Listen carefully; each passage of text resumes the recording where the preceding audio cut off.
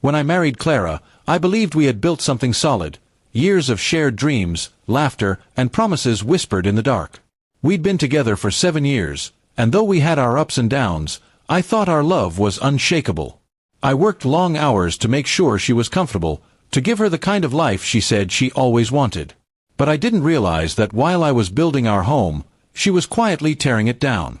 It started with small things: Clara becoming distant, her smile fading into politeness, her phone always in her hand.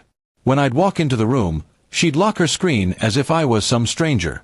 I told myself it was stress, maybe just routine fatigue. But when she began dressing up even for quick errands, I couldn't shake the feeling that something was wrong.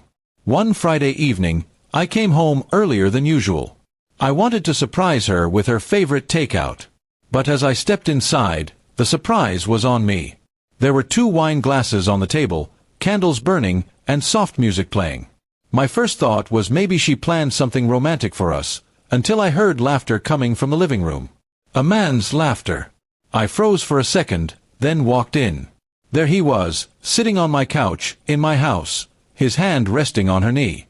The shock that hit me was like a cold wave. Clara's eyes went wide when she saw me.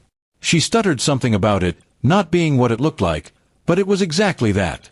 The man stood up, trying to act calm, but his guilt was written all over his face. I didn't shout.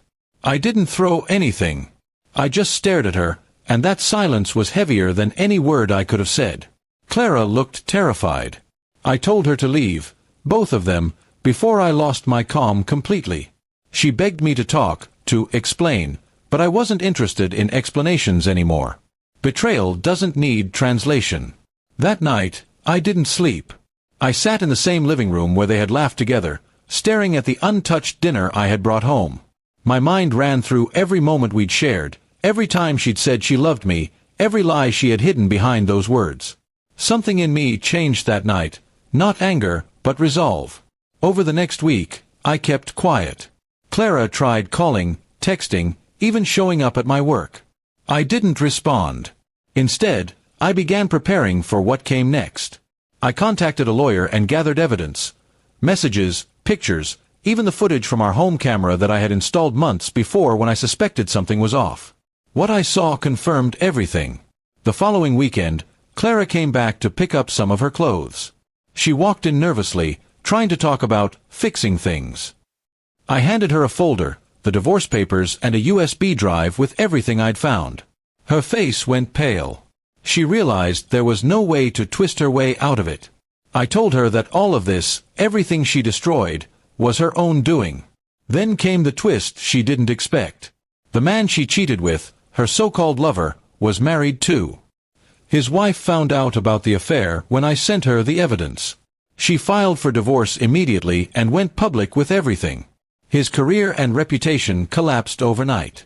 Clara had thought she'd found someone better, but all she got was ruin. A few days later, Clara showed up at my door again, crying, saying she'd made a mistake and lost everything. She begged for forgiveness, saying she had nowhere else to go. I looked at her for a long time, the same woman I once adored, now standing broken by her own choices. I told her quietly that forgiveness wasn't the same as forgetting. I didn't let her stay. I closed the door gently, but firmly. That was the last time I saw her in person. The divorce went through quickly, and I sold the house soon after. I needed a new start, not surrounded by walls that had witnessed betrayal. Months passed, and life slowly became peaceful again. I learned to smile without bitterness, to enjoy mornings without the shadow of what used to be.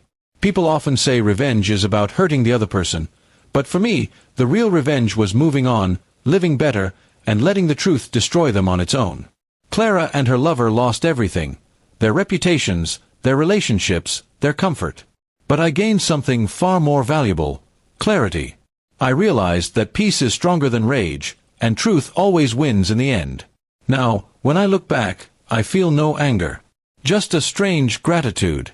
Because that betrayal, as painful as it was, freed me from a life built on lies. And sometimes, that's the only kind of justice you need.